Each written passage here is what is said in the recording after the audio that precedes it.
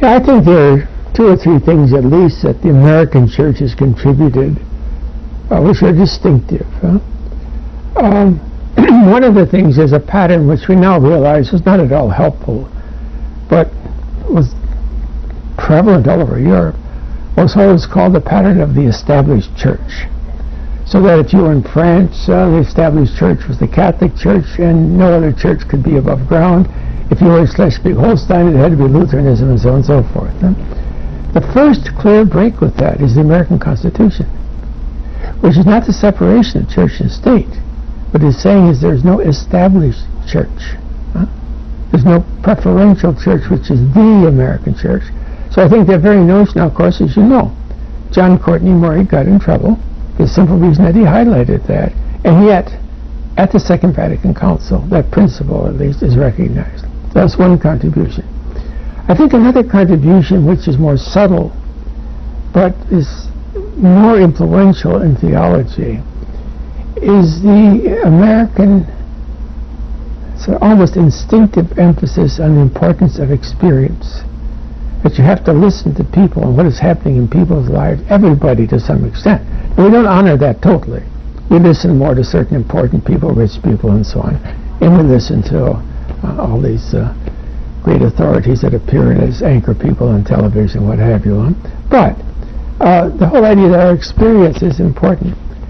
Europeans, by and large, had tended to write that off by the term pragmatism. We're pragmatic, and they didn't say that to compliment us. All right. As we weren't intellectual, we weren't abstract enough, and so on and so forth. Gradually, some of the European theologians have discovered that there's something very fundamental here, and that in many ways the American mentality and the approach in the United States to Catholicism was very much in line with this turnaround that I spoke of that happened in the middle of the 20th century.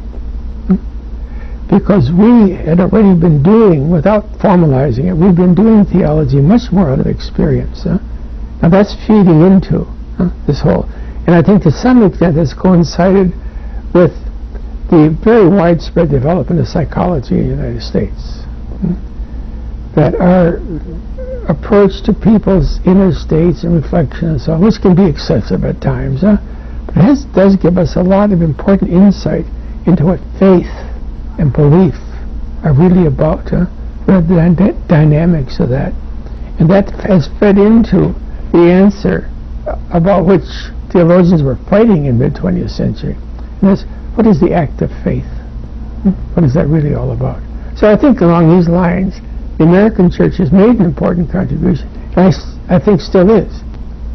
I still believe, and I think I can document it, that in many ways what is going on among American, and I would include Canadian, and now more and more Mexican theologians, what is going on there is in many ways the cutting edge of what is occurring in Christian theology.